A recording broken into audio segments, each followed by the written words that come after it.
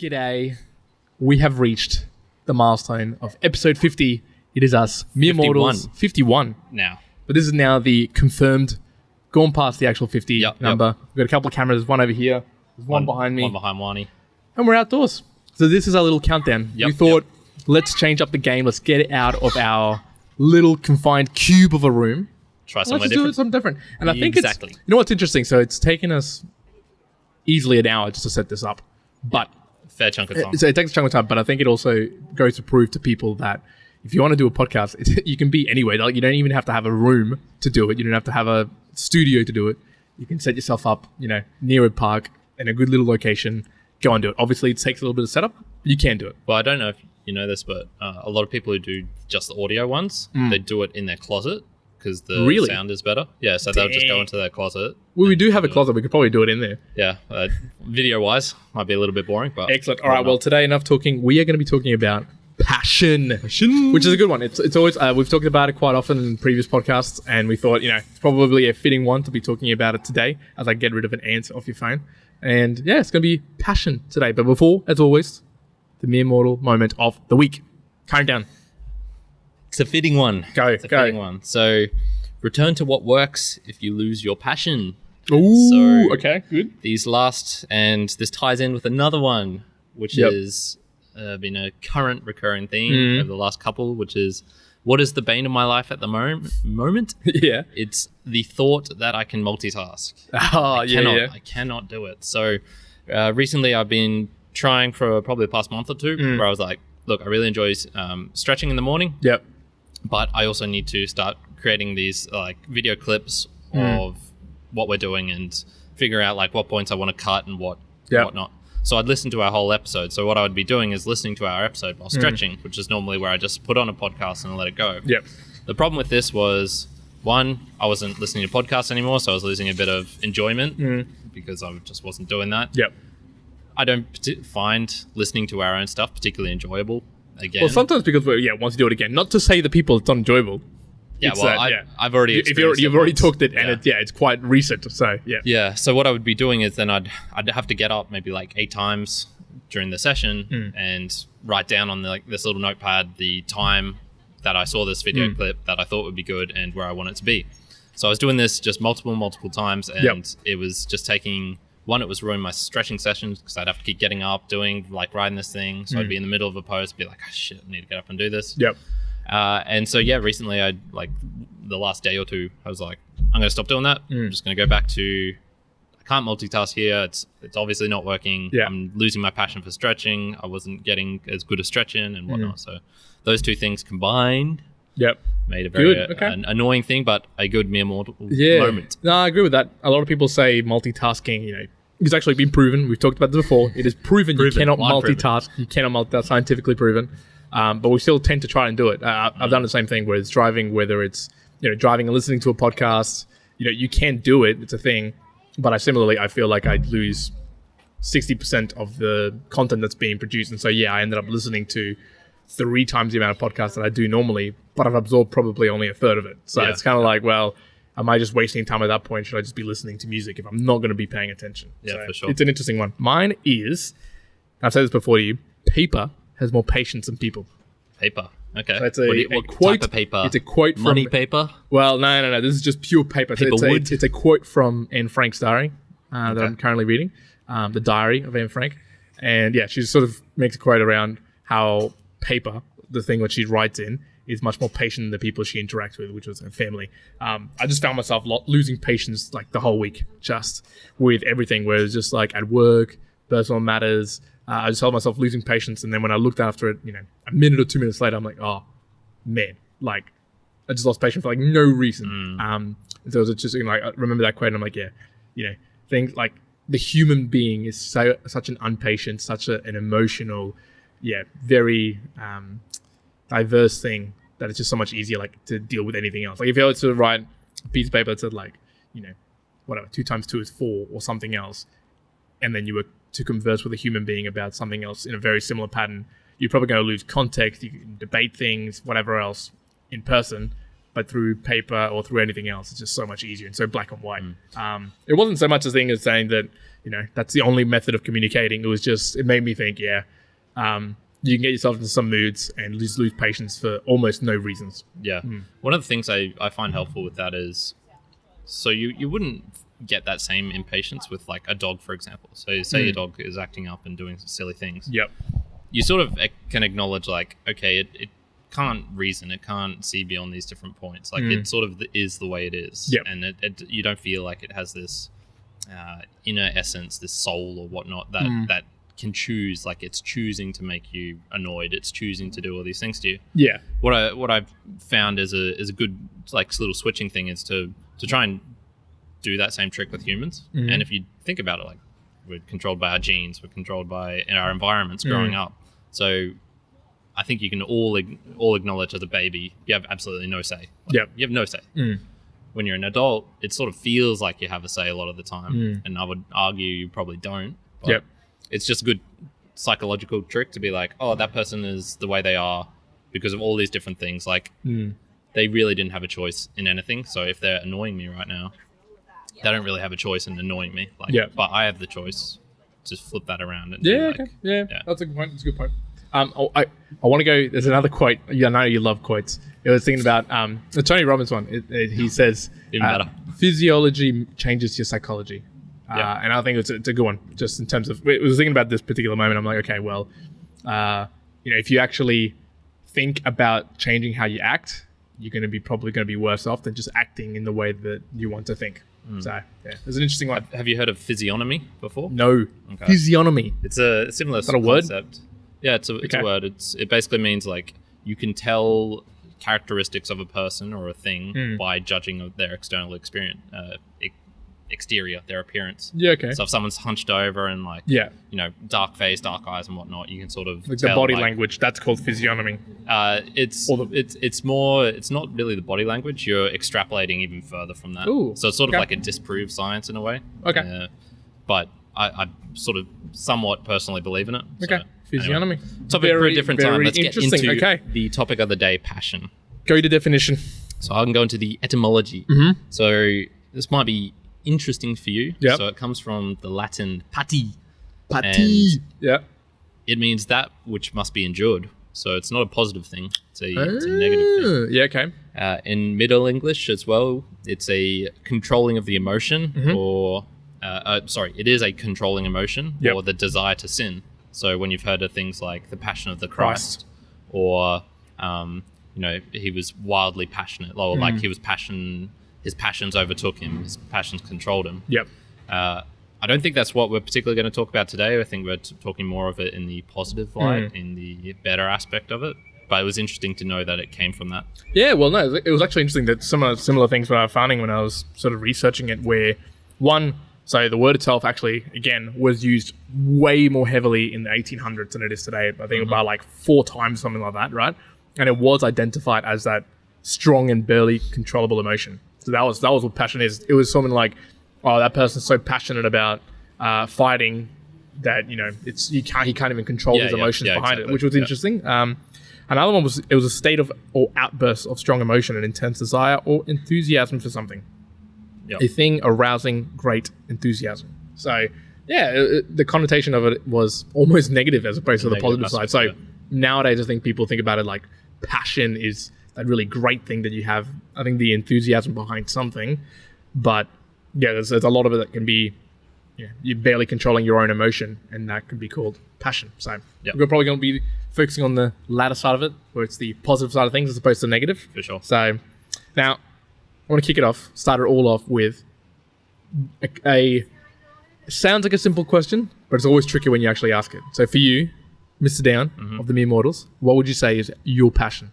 Straight off the bat. Can you name a passion of yours? I've multiple. I think give me one. I think that's the overarching feel for me. I don't have a single drive. I don't have a single emotion. It's a mix. So for me... What arouses great enthusiasm for you? Exercise for me. Okay. That's probably, if I had to pick one, that was probably very close to the top of... your list? Yep. I thought about that too, and I thought for myself, it's health and fitness. So I was going to say exercise, but I don't even think it's that.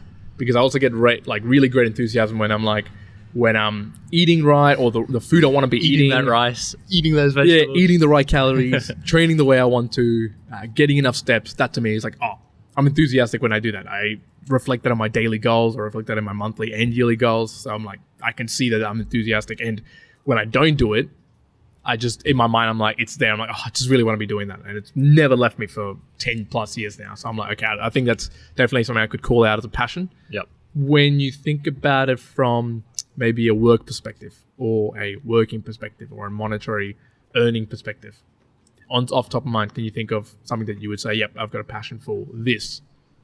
Or with related to money? Yeah. Because the question, a lot of people, one of the big things that people say is like, okay, if to have a great life is follow your passion and try to make some money out of it. Which I agree to some sense of it, but in another sense, I also don't agree with that. Because for me, health and fitness, I'm passionate about it, but I'm also not going to use that to be like in a monetary sense, because there's also the side of, sometimes you can push beyond the thing that you're passionate about and then all of a sudden making money out of it, and then you're going to grow to hate it because now you're doing it all the time, where potentially you're passionate about it because you get to do it. It's like your extra thing that you do on the side that helps you like release stress or to do it differently. Have you ever thought about, okay, is it something that you're passionate about that you want to continue doing to earn income from? For me, it'd be more of a if I can, like that'd be a nice little thing, but it's not the main drive or aim of it. And to be honest, like there's almost like a pureness to it if you're not earning money from it in a monetary, in the sense that it's almost like you're proving to yourself and to others that I'm not following this thing for the ulterior motive of money. Money. It could potentially be something that derives money, but you're not in the drive for it. Yeah. For me, it's more like the whole concept of money. Yep. Getting into it is sort of boring. In a sense. Okay, here's a question for you. Yep. Can you have passion for something without struggle? So, like we were just mentioning before, before, you have passion for something without struggle. It has this negative connotation to it. But nowadays, I'd say, so like, say you have, he's very passionate about his work. Yep. He's very passionate about whatever. I feel like it's always like you're saying it about something which almost has a negative, or something that is not enjoyable inside of the activity itself. So like, I probably wouldn't use an everyday language saying, oh, that person's very passionate about eating cake. Because there's like nothing really to be endured when you're eating cake. Yep. But if I was to use a very similar thing, like, oh, he's very passionate about eating contests or like food contests, which has that sort of struggle of doing something that's not that enjoyable. Same thing with I wouldn't say someone is passionate when they're doing meth. I don't think like you can say that's a passionate pursuit to do meth. Yeah. Basically, it's pretty easy. Like you just inject yourself with meth and you have a wonderful experience. Yep. For the time, and then the negative stuff comes after that. So does it always have to have something about it? If you're saying you're passionate about something, where it has an aspect of enduring or suffering in it, and that's almost like what defines it. That's what makes it a object of passion. Well, I would say no to a sense, because passion to me, like the word passion, you think about passion, it is an emotion. Like we were talking, the definition of it, it's a strong and almost uncontrollable emotion. So an emotion could be for anything. So it could be for cakes. Like I could say someone is passionate for eating cakes because if they've got an incredibly strong and uncontrollable emotion behind it, and it brings them great enthusiasm. Well, so it is. I think it can be better, spoken and determined with broader things that have challenges to it. So I guess the example I was going to say was, say you're skateboarding. So there can be two levels. You'd really like to skateboard, and then you could be really passionate about skateboarding. And the difference there might be that you might be really good at skateboarding and you want to become better, but sometimes that means you might break your bones, you might crash, you might scrape yourself. If you're really passionate, you're going to do that and be like, you're going to be okay with going to the hospital and being broken up and banging yourself up, and that's going to be okay. If you just merely like it, then you might go, oh, but I don't want to do that because I actually care more about my body and blah, blah, blah, right? So I think that would be the distinction for me in that example of passion. But I think you can be passionate about very minute things. It's just to communicate that in the ways that we think about it is much harder. I almost feel like language almost misses the point there of being able to describe what that might be. So I'm just trying to think, passion across, really tiny things. Like someone might say that they're really passionate about a particular time in the morning that they see the sun and waking up and that. But describing that to someone might be incredibly difficult around what's the difference between passion and just the enjoyment of it. But to that person, it might bring them great enthusiasm and uncontrollable, emotion to be there. Yeah. I think it's a hard thing to describe, and I think that's why people struggle with it. To say like, oh, well, you got to find what your passion is. And then it's like, geez, the hell's my passion? How do I even do that? And it's just the whole control of, well, you can't even really properly define what it is to a specific thing. Easier on the broader scale, harder on the really micro scale. Yeah. And I think, I don't know about you, but I think thinking about it in the micro scale, like find that you're passionate about cake eating is probably like a moot point. Like it's almost not worth going down to that level. Like I almost feel like there's like a level where you should talk about passion at a certain like scale or like context. And when you start going beyond that, like a really defined scope, when it's like, saying I've got a passion for blue pen writing apart from green pen writing, that's like, it's so minute, it's almost a moot point. Okay, yeah. For that sense, especially if it's in the context of people giving advice or talking about like lifelong things, yeah, totally agreed. It's got to be a very long-term thing. Yeah, in a sense. And I think that's one of the things that it struggles, the whole question about how to know what you're passionate about and what all the things. I've got I wanted to talk to you about all these things about what you can do to find your passion. But I think people struggle with the fact it's like they're going to get the answer of what they should be passionate about to the minute detail, and you never will. You will not. Like you can find out that you're passionate about health and fitness or exercise, but I don't think you can really distinctly say that you're really passionate about handstands with one hand as opposed to handstands on two hands that are longer. And like even getting down to that level, it's almost like it's pointless. You got to be at a higher level. But I also think that passion, with the whole description that we talked about, I think it has some negative things to it, like some quite deep negative things that people should be aware of. That I think most humans, because of the fact that it's an uncontrollable emotion, you can get down the path of some really, really nasty things. But I want to talk, I'll bring them up now actually, because they're interesting. So two. One was, I'll see if I can remind her on top of my head. So there was a CEO at one point who was just adamant that everything was going to work really well. Like, the company was going fantastic. He was just pushing through as hard as he could, working amazingly, trying to bring everyone together. And then, out of nowhere, that CEO was the CEO of Enron, if you know about what happened with Enron back in the 90s. In essence, there was a massive, financial issue and, all this dodginess with a couple of companies, Anderson and all these consulting companies. And all of a sudden it ended up like exploding on them. They lost a lot of money. People got burned. But the guy was really passionate about doing his job. But he was so passionate that he was missing, like he was just tunnel focused on this particular way of working. And everything else just got absolutely thrown out with the baby, right? Yeah. Baby and the baby water got thrown out. Now, the other one is Elizabeth Holmes, right? With the blood. Rouse. Yeah, well, it is with, yeah. So, in that one, this is an individual who is, she dropped out of college. She was extremely passionate and thought, right, whether she wrongly thought or didn't, she was extremely passionate about making a difference. She thought she was going to be the change. In her mind, she probably thought it was going to work. In the end, it didn't. She built this $1 billion plus $1 billion company, completely crashed down. She had to go to court, all this sort of stuff.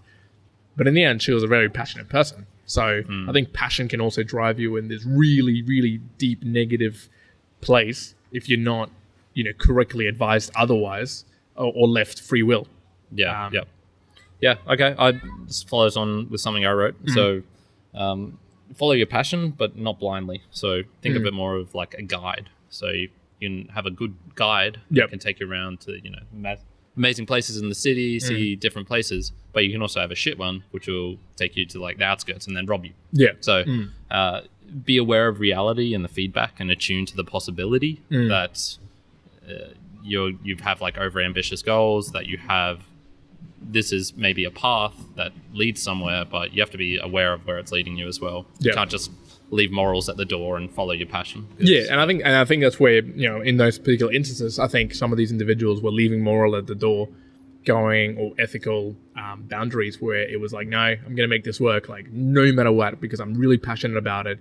And under the pretense of passion, they were just obliterating all these other sort of boundaries that you might have as a human. So, am I completely potentially putting people at risk who are getting blood tests with Elizabeth Holmes' perspective, who are getting the wrong diagnosis and potentially are dying or getting cancer or being told the wrong things. Well, okay, that's just a small thing in comparison to making this work. So in the goodness of all this, I'm going to make it work, right? So that can be a complete blind side of all your other senses, because passion just sort of dictates that. I agree. I think so. Personally, I think I'm a person who becomes very passionate very quickly about a range of things, right? I can be, doing podcasting, or I can do my work, and I can become so passionate I'll just forget about other things that are also not just important, but I need to be doing. I'll just kind of be like, okay, well, I don't need to do them because I'm being passionate and doing this. I think one of the advice I'd give people who, there's not an advice for someone who's already like just beginning. I think if you're just beginning and don't know what your passion is, I think you should be trialing different things. But if you're someone who is, experienced or mature or down a certain path of knowing your passion, I think having almost like a sounding board, whether it's a board or friends or family that you can kind of bounce things off to kind of see whether it's the right thing or the wrong thing, because you can just lose yourself so much in yourself and knowing what your passion is. Okay, interesting. Do you prioritize your passions or the things you're passionate about? I would say yes. And so I'll off the top of my mind, so obviously my annual goals are set up against 3 things. And I would say that those are 3 passions, which are relationships, health and fitness, and business and financial freedom, right? So it was like sort of, if I would call them, there'd be some sort of alignment to them, to passions that I have. And I would put all of those 3 in a higher priority than other things might come with enjoyment, but are not necessarily like directly those 3 passions. So things like a trip down to the Gold Coast or a trip to a beach, right, might be an enjoyable thing, and I might have some sort of passion to get out and go into nature. But against my like relationships, health and fitness, and business and financial goals, it's not as much the passion as those ones. So I will prioritize those and say, well, I'll actually go and train instead of going to the Gold Coast. Yeah. So I would do that. And so how do you decide between those ones as well then? So say between those 3, like the 3 things that I'm passionate about. Say you're trying to pursue this project, Mere Mortals or whatever it is. Yep.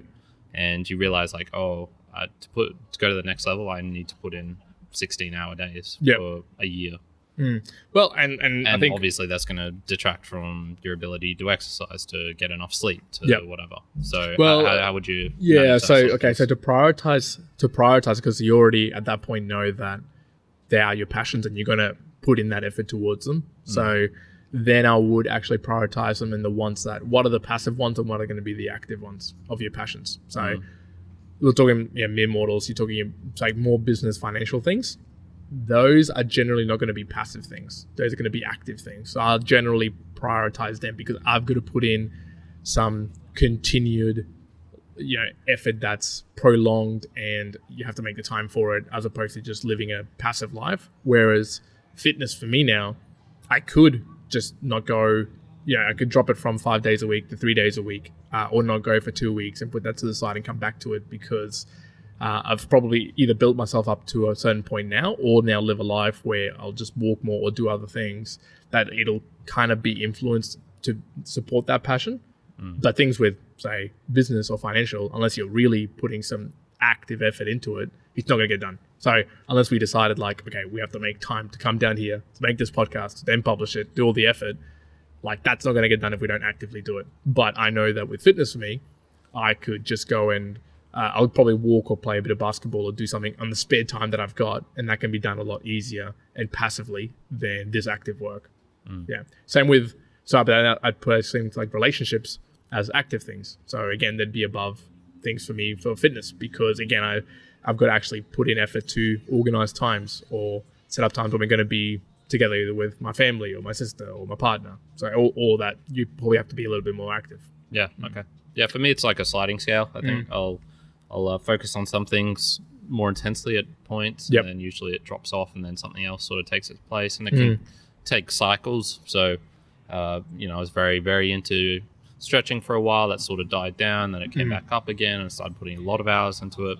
So I think for some of these things, it can be a sliding scale, and you'll never have one single point where you've got that scale, that balance in the right point. And so you have a little bit of forgiveness for yourself if if you feel like you're not doing enough, but then, always realize you can switch it up 180 and you'll have this exact same problem, but with the other thing. Yeah. And I think people's passions shouldn't be written in stone, right? Sketch them in the sand. Yep. Right. So be prepared at any point to go, okay, cool. That was a passion up to a point, or to a point that I understood or thought it was. Clear it and just start with some new passions. Yeah. If people put it, I think that's where people can get really stuck into it. And there was one I was sort of having a look. Okay, how can you tell what your passion might be? And one of the things I was saying is, okay, well, will you be wanting to do the thing that you want to do in 5 to 10 years' time? And are you going to enjoy it? That's one way to look at it, because passions can be long term. But I also think that, potentially right now, a passion of yours can be racing cars, and you might become really good at it. And then there might come a point in your life where you go, okay, I did what I wanted to do. That was a passion to a certain point, but now priorities have changed. Things have changed. You don't want to do that anymore. And ultimately, that's fine. That's okay. So I wouldn't recommend people to think about a passion as something that they're going to be doing for 50 years, 60 years. It can be, but it doesn't have to be. Don't limit it to that. Like, are we passionate right now about doing podcasts? Yes. Awesome. Why? Because we enjoy interacting and talking and discussing it. If something comes along, along the line that's like, I don't know, hologram videos, and that's like the best way to do it and communicate with people, and we can still do talking, and podcast goes away, well, then throw it away and just go and do that. Right. So I'm passionate about the talking and conversing and talking it with people, and that's a passion to have it as a more broader term.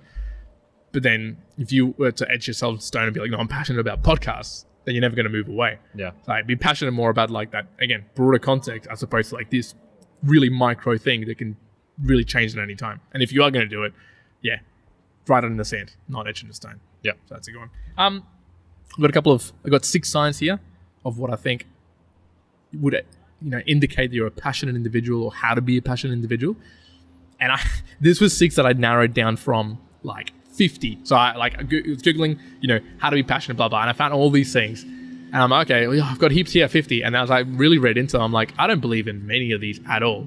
So I'm like, I don't think that you really can do these. Bullshit spouted or very fancy flighty things. Flighty things that I'm a little bit like, well, not really. You can't really use this to really become passionate. And if it is, it's very short term, or very, just not to the point at all. So I want to talk through some of these, see your take on them, see what you think about them. Smash them out. 1, so people approach everything with enthusiasm, no matter what. If you're passionate about something, you'll generally approach it with enthusiasm. Do you feel like that holds true? I think you need positivity. Like, optimism is required. Yep. So if you're someone who, and I'm going to tell a little story about myself where I had things I like to do, but I would hear pretty constantly from you and from others and whatnot. It's like, just follow your passion. You got to find what you're passionate at, and then you can like make something out of that. And I think if you're in a place where you're with a lot of self-doubt and like negativity, that's probably the wrong thing to be thinking about. I think you should probably like work on fixing that part of yourself first, so that you are a bit more optimistic about the future, and then that will allow that space for you to find something you're passionate about and bring the enthusiasm. So I would agree with that, in that if someone, I don't think someone, I would say someone who religiously does something, but they do it with like hate and anger, I wouldn't say that they're passionate about that thing. I would say they're very driven, they're very self-controlled, they're very whatever, but I wouldn't say that's like, something they're passionate about. They love doing that. Yeah. And I think it needs that optimism in it. Yeah. Definitely. That positivity. Yeah. Well, I was going to give the example for someone would be, say, speaking. You can be enthusiastic about doing like a television presentation or a television interview, or presenting or public speaking. And that's a level of enthusiasm. But it also comes down to like, if you have to do daily meetings or daily talks with people, or 10 talks per day with people, it's even being enthusiastic on those levels. And, if you are like that, then you're probably finding, okay, that's probably a sign that you are passionate about that particular thing. One thing that you're saying about optimism, I would even take it a step further.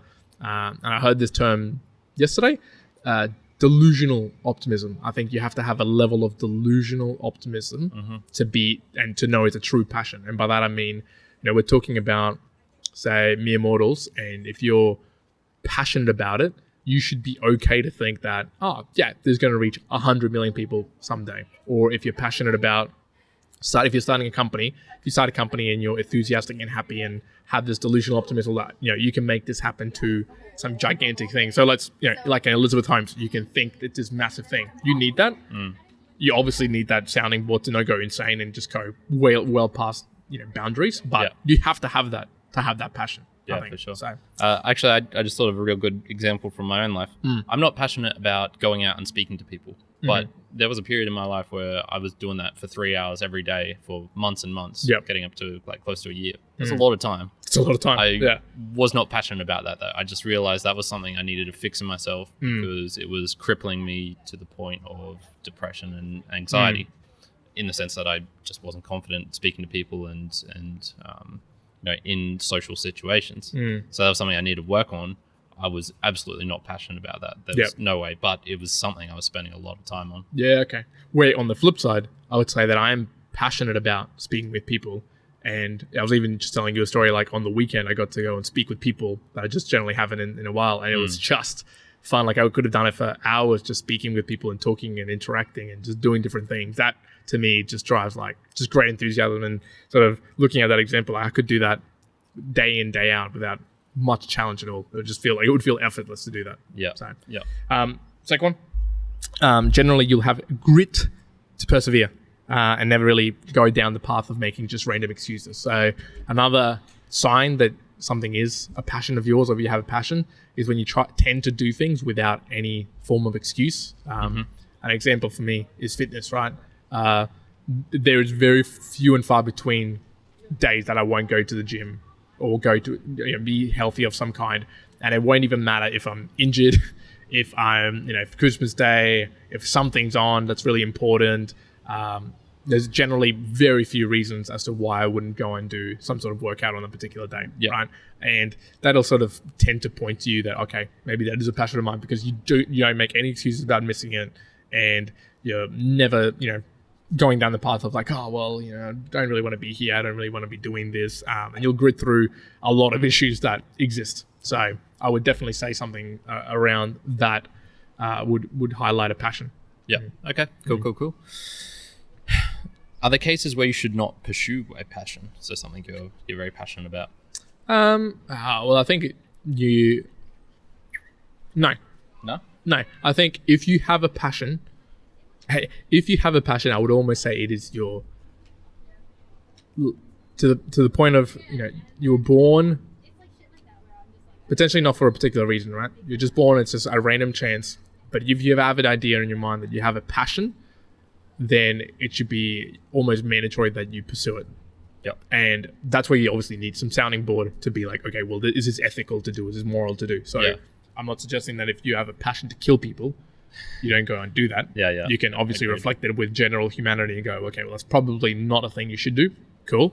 But if you have something in your mind and you go, oh, well, I have the passion to do something, and you don't do it, that is, and from what I've read, it seems to be the biggest regret everyone will have before you die. Yeah. That you didn't pursue a passion or something that you wanted to do. And you just start, bringing that negative feeling to other people around you, because, take it a couple who someone was really passionate about wanting to have studied or worked overseas, maybe in New York, maybe in London, something like that, and you decide not to do that because you want to stay with your wife and for something else that they're doing, you will undoubtedly begin to regret not doing it, and then from that regret you'll have negative emotions and you'll associate them with those people, right? I think it's much more powerful to be like, if you have a real passion to go and do something, do it. And sure, you might lose things along the way, but I think if you're looking as an individual, you will lose a lot more of yourself if you don't do that. Okay, so there's a couple of things from that. So you recently read The Alchemist by Paulo Coelho. Yep. And I feel this book is a really good one for talking and understanding about passion in a less scientific sense, more the personal, subjective, like what it feels like to have something that you desire that much, and that you, like you said, you will regret if you don't go after that. So if you're interested in the topic of passion, I would highly recommend that book. So I think you'll get some real good, interesting learnings from that.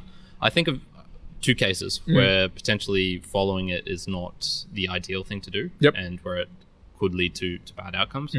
One is, responsibility. So if you do have a responsibility of some kind, and it's something, I guess, either chosen or sort of forced upon you.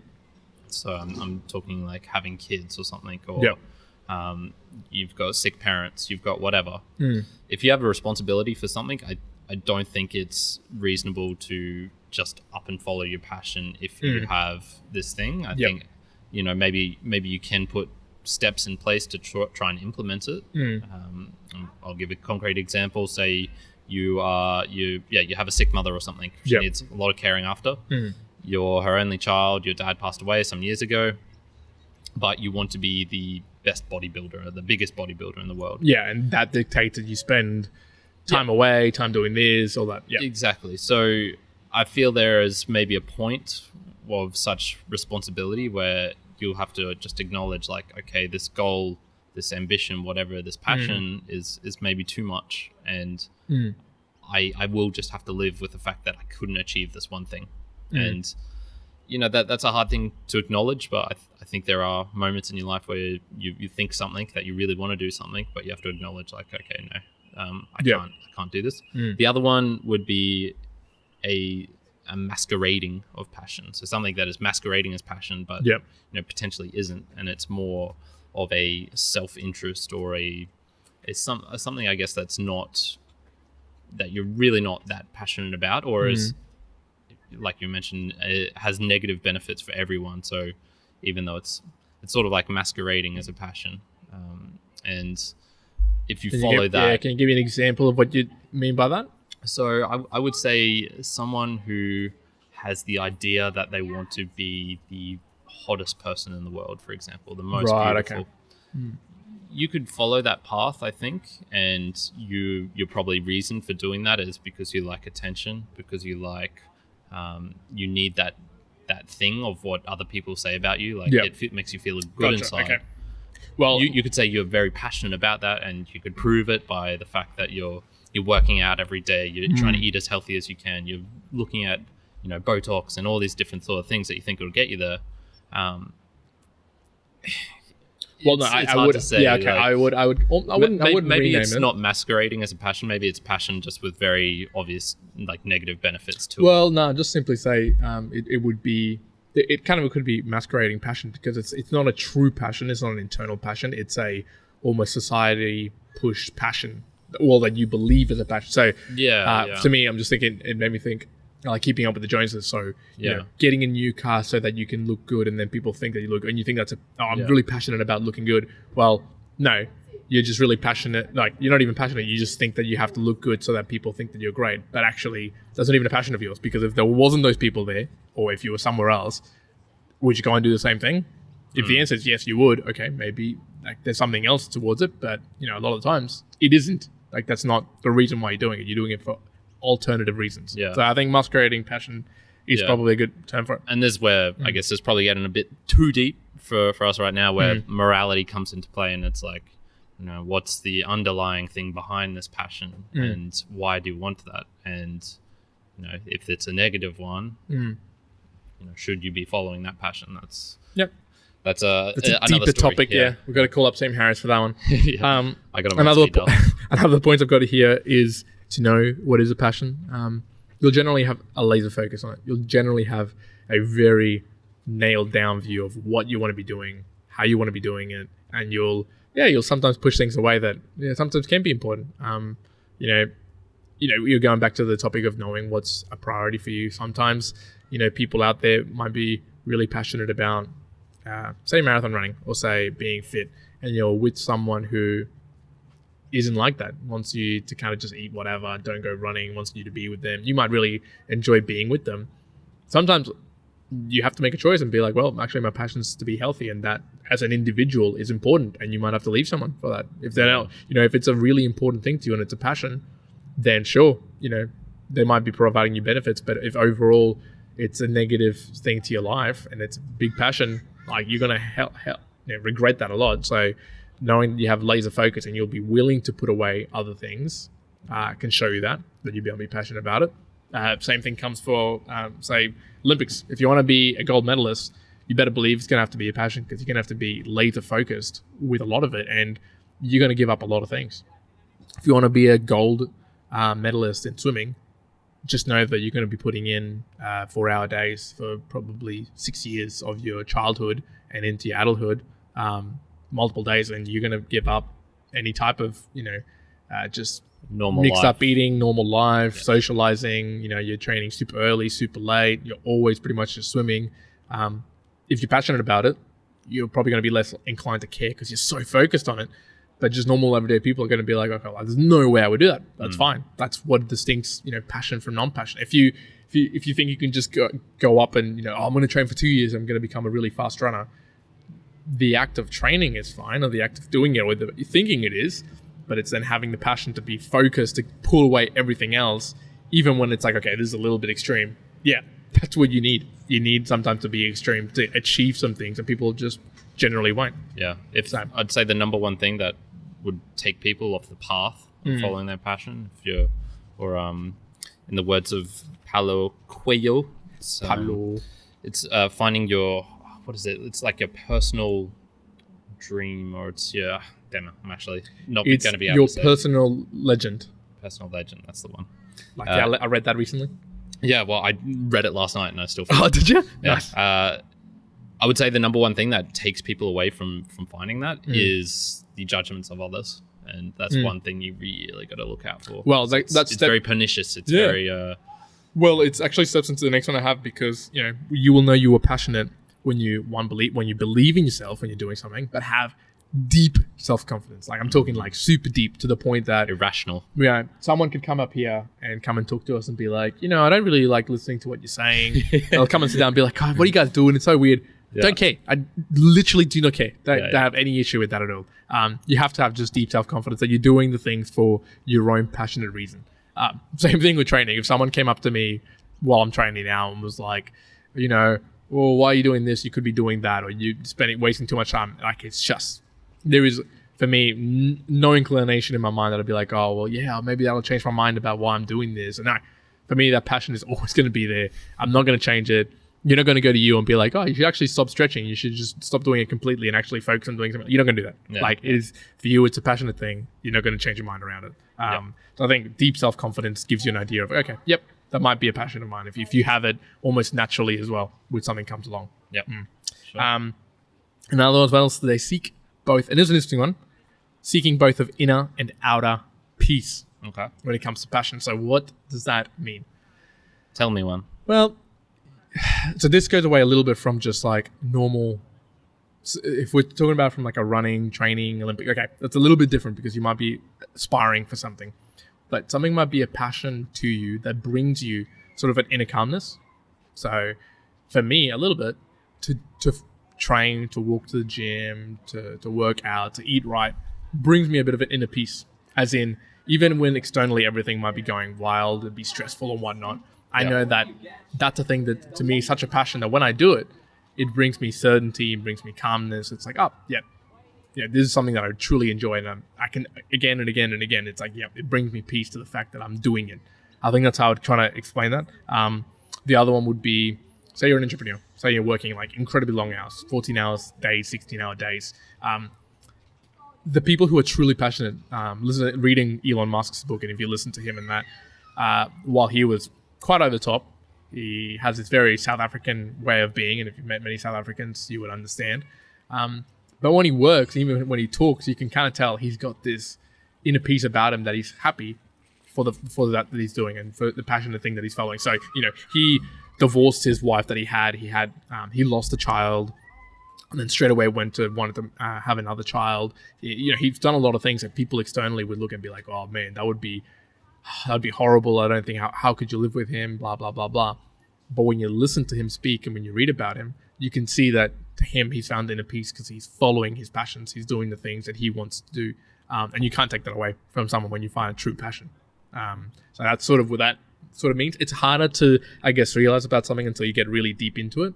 That's kind of like one of those things that you'll know it's a passion when you're down the rabbit hole of it and you go, yeah, okay, I can see that I can't be without this, to find that inner peace with it. Yeah, so. I probably wouldn't use Elon Musk as the epitome of inner peace from what I've gained from all that I've seen of him, he seems like a very almost disturbed in some ways, where he's got very many conflicting things going on inside. Well, but in trueness, though, if you were able to be Elon Musk and think about it, I think in his mind he would find inner peace in following his like very tenacious, very hardworking life, and in that he finds passion.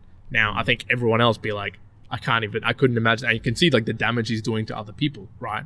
It wouldn't be a nice thing.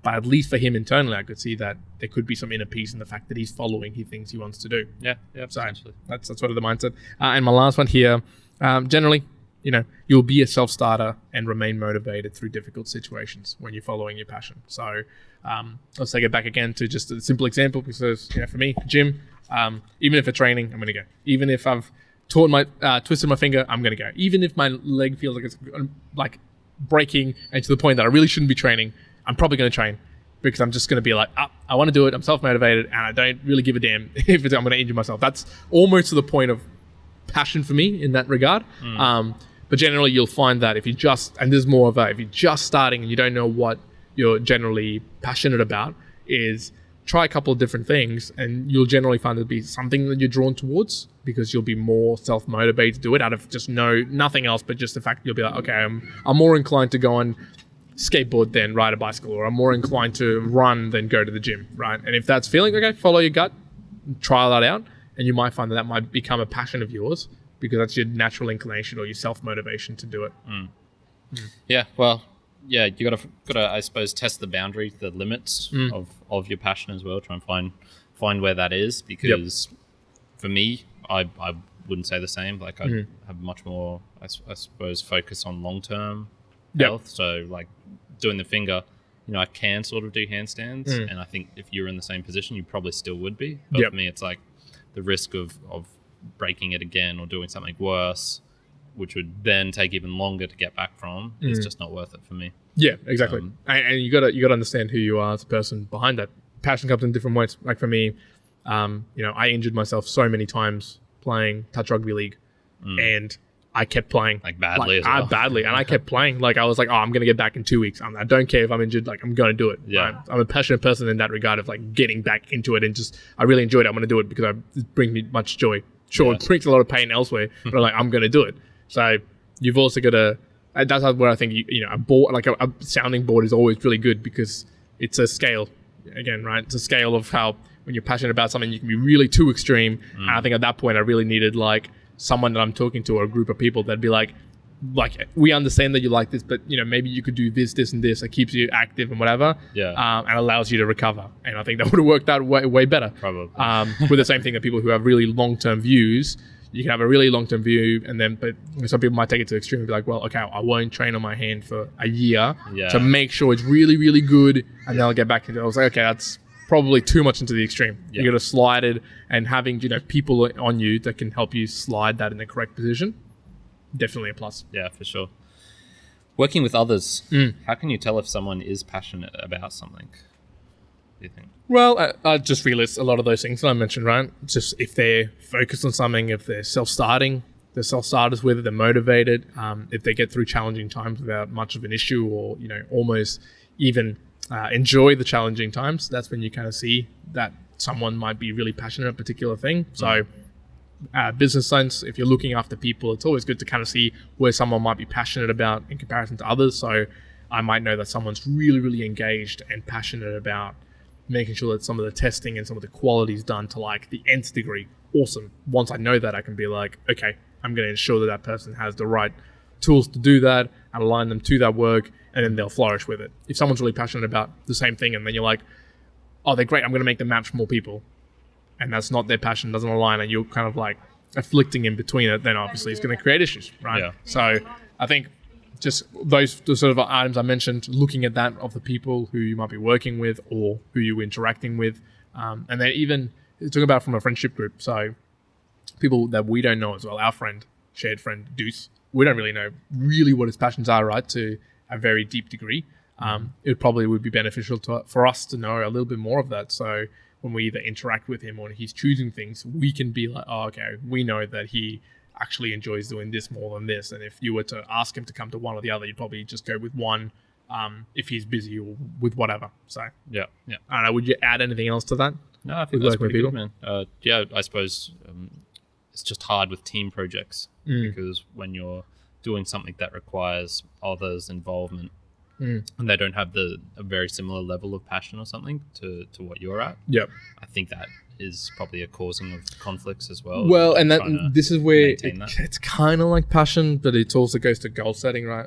The advice I give to people if you're working with, take it from university students. If you're a university student and you're working with others to do a group project, if you are now a team leader and you look after people, or if you're like a big senior project manager and you're overlooking quite a few teams and groups, the best thing you can do is, and it kind of emulate passion, is to affirm a shared common goal that everyone can band under, because you don't have to necessarily have everyone's passions to be the same, but you can have a shared common goal that everyone understands. Okay, well, we're working towards this, because what you'll generally get is you'll have potentially one team silo themselves out and we're doing this piece of work and we're passionate about getting this to work, and there's another team here that's doing the same thing, and you have a couple of them, and all of a sudden you'll get these issues in between them because they're focusing on themselves, but they're not really seeing the linking, the interactions, the integrations. But if you create this almost overarching common goal or common passion, that might be, let's make sure that our customers are always getting the right information, the quickest information, and the best support in a broader way, that everyone understands it's like a shared passion, and they'll go, okay, well, we're actually walking towards this. So whatever we do, we're going to do towards that. If you're talking about from a university perspective, don't pair yourself up with someone who is trying to get a 4 and you're trying to get a 7, right? You're misaligned in what you're trying to be a common goal. And it isn't the definition of passion, but it almost emulates a sort of passion because it sort of extends to, if you've got that particular common goal, then you might have different passions that align differently to that. And that's okay. It's not an issue. Some people might want to pass. Some people want to be getting the highest grades. So I understand that when you're going and pairing up with individuals. And when you can't, just calling it out and knowing those boundaries. So that way you're working with the people that you want to be working, or at least bringing that to the forefront and getting those issues resolved first. Yeah. So Very good. Very good. that is all from me, from a passion perspective. Have you got any other pieces you want to share? No, Good. I think that's good. Well, let's talk into our fitness journey. One of our passions. The finger. Busted finger, the gang. finger. Gang. So no points is what I'm hearing. No, I'm just for these next 4 weeks just going to try and I'm not going to be particularly working on exactly what I want to be working on, because I can't do muscle ups, I can't do handstand push-ups. Yep. I can't do the just straight handstands. I can do some things sort of related to them. Yep. So I'm just going to be focusing on what I can do and just having patience. So annoying, but it's only a Part of life. It's only a short period of time. Exactly. So. Good. At least you've got a finger. Yeah, That's the thing. Nothing from me as well. I've actually been able to get my handstands back into the game a little bit more. Yeah. Had a full handstand session on Saturday, good. inclusive of some snatches. But still, I got probably a 15-second handstand at one point, but Right. a little while away still for 30 seconds. So points have not moved. Yeah. And it's starting to get dangerously close to my my August period. I've got a month and a half to finish off the fitness challenge as part of my goals. Yeah, well, so I might extend it, but we'll see. I still don't. How did you even do that? Because I didn't even start talking about it until like. I think September. it's because I added it into my add goals. it later, So, right, yeah. so I'll have to revisit that soon, which is actually interesting. I'm getting to redo my yearly goals soon, which will be it'll be good fun. Yeah, because I'll be looking the forward to cutoff date I believe is October 14th.